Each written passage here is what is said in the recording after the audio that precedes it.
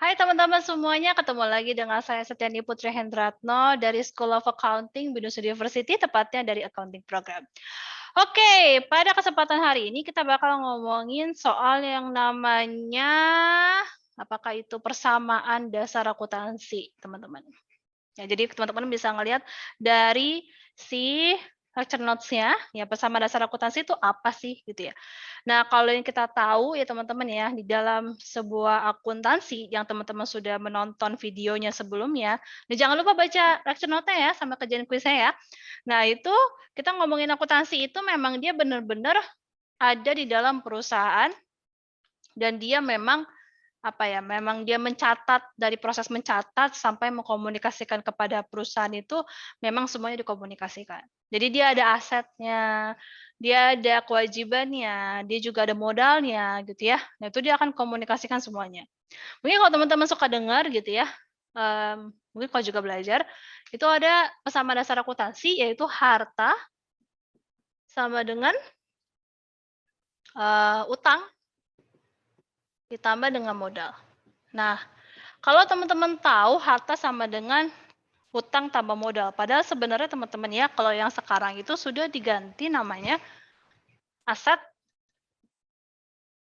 sama dengan liabilitas ditambah dengan ekuitas.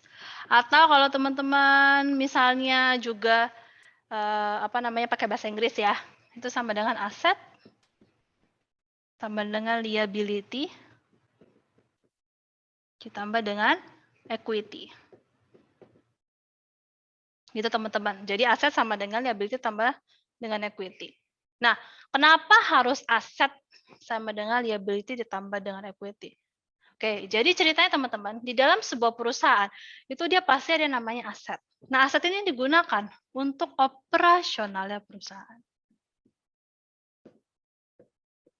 Nah, makanya gitu ya di kesempatan kali ini teman-teman itu bakalan belajar. Jadi learning objektifnya teman-teman adalah untuk mempelajari apa sih gitu ya persamaan dasar akuntansi karena ini benar-benar bakal digunain sama teman-teman ketika teman-teman nanti bekerja atau misalnya punya usaha gitu. Jadi bukan cuman kayak oh ya udah itu cuma begitu-gitu doang, enggak ya teman-teman ya. Tapi ini juga digunakan sampai teman-teman nanti punya usaha yang so on gitu.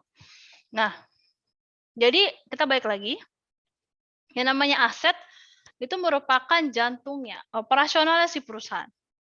Gitu. Jadi kegiatan apapun ada di sana. Kalau dia misalnya apa namanya badan usahanya adalah PT gitu ya. Jangan lupa ditonton videonya ya soal jenis-jenis usaha. Nah, kita ngomongin yang si PT ini atau perseroan terbatas atau perusahaan terbatas, itu dia pasti ada yang namanya usahanya dan juga pasti ada equipment-nya.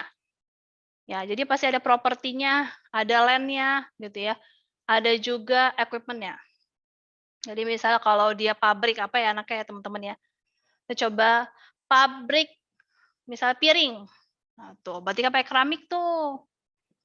Nah, logikanya supaya piringnya tetap diproduksi, teman-teman harus punya yang namanya keramik. Keramik dari mana sih? Keramik itu berarti dari tanah liat misalnya gitu. Nah, tanah liatnya ini kita dapat dari mana? Misal, oh kita bisa biasanya beli dari orang. Nah, ini masuk ke dalam kategorinya adalah raw material. Atau suka diomongin adalah bahan baku langsung. Dia masuk kategorinya adalah inventory atau persediaan. Gitu ya. Itu namanya ini contohnya. Jadi dia aset sama dengan liability tambah equity. Si asetnya ini merupakan operasional. Nah, untuk bisa tetap memiliki raw material ini dan untuk bisa memproduksi, maka si perusahaan itu harus memiliki yang namanya liability tambah equity. Mis bayarnya kan pakai cash, kan bayarnya pakai cash, oke. Tapi kalau misalnya belinya bertonton, ya biasanya orang pakai liabilitas dulu, alias dia pakai kewajiban dulu. Ya kewajibannya apa? Misalnya kita sebut sebagai notes payable. Jadi dia ngutang dulu ya, gue beli tanah liat nih 10 ton. Ya udah, itu harganya let's say sekitar 100 juta. Gue nggak ada cash segitu banyak, boleh nggak ngutang dulu? Boleh. Nanti dikasih jatuh tempo ya, misalnya begitu. Nah, di sini berarti notes payable membantu si perusahaan untuk tetap menyediakan inventorinya. Nah, kalau misalnya dia nggak mau utang-mengutang, ya udah dia maunya pakai ekuitas deh. Alias apa? Kita jual saham. Suka denger ya? Kita coba deh open saham kita deh gitu. Kita kita open share kita misalnya gitu kepada shareholder. Nah, ini nanti investor-investor melirik gitu ya. Nah, jadinya mereka berdua ini muncul untuk membiarkan atau tetap mengupayakan si aset ini terus berjalan atau beraktivitas. Itulah mengapa kalau persamaan dasar akuntansi itu dia aset sama dengan liability ditambah equity. Kayak gitu ya. Nah, posisi mereka ini teman-teman. Kan di sini kan ada ini tuh. Ini namanya debit. Ini namanya kredit. Jadi kayaknya kalau misalnya teman-teman nanti memperhatikan, nah mereka ini posisinya memang ada di sebelah kiri. Jadi kalau sebelah kiri itu apa sih namanya? Debit. Gampangnya gitu ya teman-teman ya. Jadi kalau misalnya kita ngomongin aset, dia ada di sebelah kiri atau debit. Nah itu tuh namanya tuh. Kiri. Kalau kredit, ini posisinya liability sama equity, berarti namanya artinya adalah kanan. Debit kiri, kredit kanan. Udah wes selesai. Karena suka bingung ya, itu apaan sih artinya kok bisa beda-beda sendiri? Enggak tuh nggak beda-beda sendiri. Emang posisinya si aset di kiri. Liability sama equity di kanan. Gitu ya. Jadi ada apa namanya? Semua nanti akan belajar namanya chart of account. Ya, dia posisinya akan ada di aset terus. Ada namanya saldo normal. Jadi kalau misalnya saldo normalnya kas, karena dia bagian dari aset, maka dia akan selalu di kiri.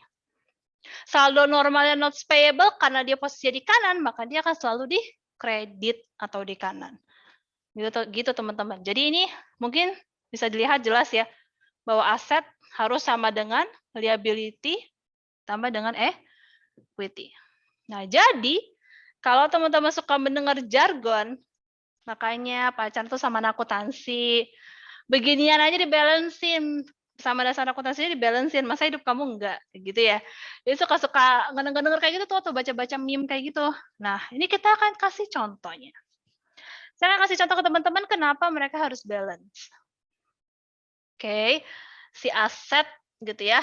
Sama liability ditambah dengan equity. Bentar ya teman-teman ya. Oke. Nah, jadi ceritanya, let's say, kita ngomong kayak gini. Si aset. Saya membeli tadi sebanyak 100 juta keramik. Gitu ya, kurang 3. Yaitu setara dengan 10 ton. Pernah lihat ya, tadi dibilangnya. Nah, terus dia ngutang. Maka di posisi sini juga harus balance, yaitu di sini 100 juta.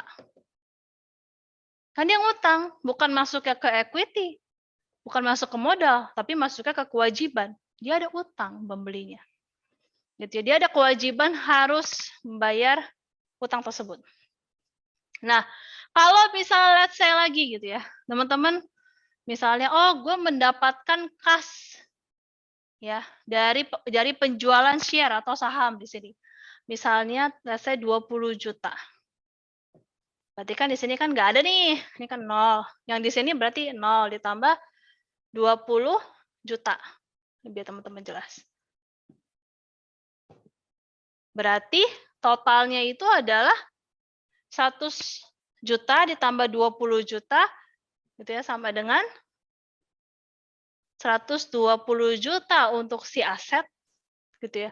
Dan liability tambah equity, 100 juta ditambah 20 juta, jadinya juga sama, 120 juta. Pada akhirnya, kedua-duanya balance.